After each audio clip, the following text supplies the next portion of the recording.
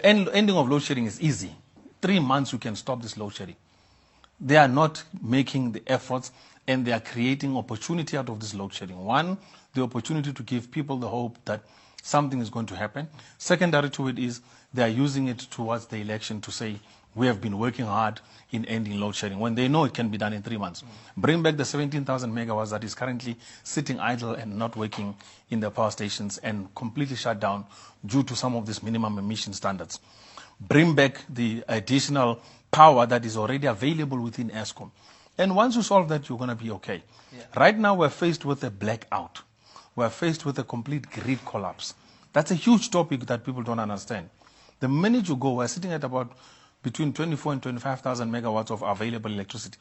If you dip to below 20,000, our grid nationally will collapse, which means you'll not have electricity for a month to sometimes 6 months to restore it back.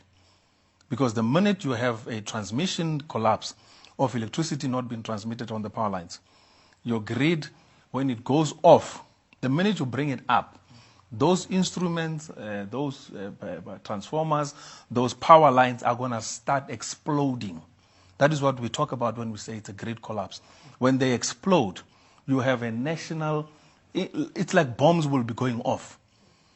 And you have a serious disaster. And South Africans don't get it. When we say a grid collapse, they think that it's just going to be a one-day load shedding and then tomorrow you have electricity. No, it's going to be a total blackout where there's nothing available. And these are the things that papers are not reporting on, and the seriousness of a grid collapse. 20,000 megawatts below that, you're going to see a disaster. That's right now, we're doing a demand management where you're looking at a situation where you can ask people to switch off their side of demand, but not the transmission side where Eskom is generating and pushing across. And that's where the grid collapse situation comes in. And those instruments, those power lines, those pylons, the minute they start exploding, you're not going to get it back. You might even, in the South African case, we can't repair anything in 1 week. So we're going to take a year, 2 or 3 before anything comes back. Right. I mean, we're looking at what came out from the city of Durban in particular, and they spoke about their plans over the next few years. By the 2030, 2035, they want to be completely off the grid when it comes to Eskom in particular. Now, they looked at building new power stations, having a lot of solar panels coming up. Do you think, A, is that something that's realistic and can actually happen? And 2, do you think that's the best way to solve the energy crisis, or what would be the best solution? Who has ever moved out of a national grid in the world? You cannot move out of the national grid. So some of these plans are nice on aspirational value of saying we're aspiring towards this, but the practicality of it is not there. Solar, wind, as much as it is reliable for a period of time, 3-4 hours in the day available, does not mean it can be used in the system, especially at the level they're talking about. Individually, households can have their own independence for a few hours, as long as there is sun and there is, particularly a household is going to be mostly solar-based. They have a good battery backup where they can do the storage. But at a proper grid level, where you're depending on electricity, remember South Africans don't understand the fundamentals of electricity.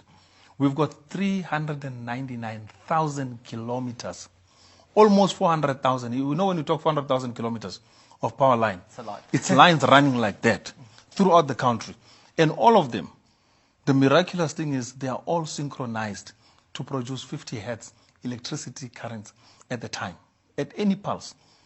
Which means you're getting electricity from Mozambique, you're getting electricity from Mpumalanga, you're getting it from Limpopo, and all of them are pushing it all into the system and making it all available at any given point of time. So anyone who's dreaming up ideas of thinking that will be off the grid, they're talking nonsense. It's not practical. It's a scientific process. It's a technical process. It's an engineering process. You cannot get out of the South African grid. Even when they said that they will do dedicated lines where hospitals will be shielded from load shedding. When we told them the science of it, to say it's impossible, you've already laid out the cable. Unless you go and dig out brand new cable from a substation right to the hospital or the school, and you lay it out. You tell me, they can't do a 1 kilometer of cable now. What are they going to do with 5-10 kilometers from a substation to a hospital for that level? It will cost them fortunes for that. So certain things, I hear the discussions are misleading. And unfortunately, mainstream media does not want to tell people the truth.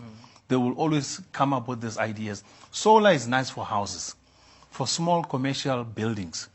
But when you go industrial, when you go national grid, where we are all connected to Eskom, it's almost impossible to rely on solar.